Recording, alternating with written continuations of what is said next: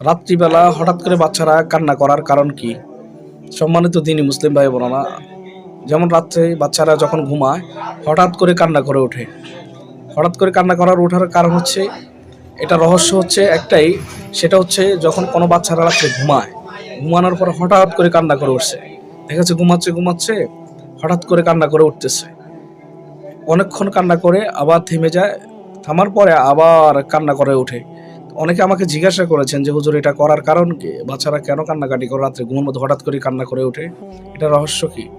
সম্মানিত দিনী মুসলিম ভাই বোনেরা, এটা রহস্য হচ্ছে জিনের কারণ।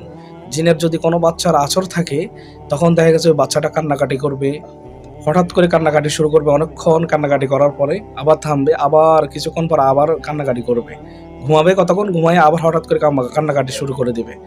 তখন বুঝবেন তো এটা জিন্নাতের আসরে। অনেকে আসলে এটা বুঝে না, জানে না, অনেকে কি করে এই কারণে দেখা গেছে যে ডাক্তারের কাছে দৌড়ায়। তো ডাক্তার কি করবে? এটা ডাক্তাররা তো এটা কিছুই নেই করার। আবার অনেকে বলেছে আমরা ডাক্তারের কাছে গিয়েছি, কিন্তু কোনো লাভ হয় না, কান্নাকাটি করে রাত্রেবেলা।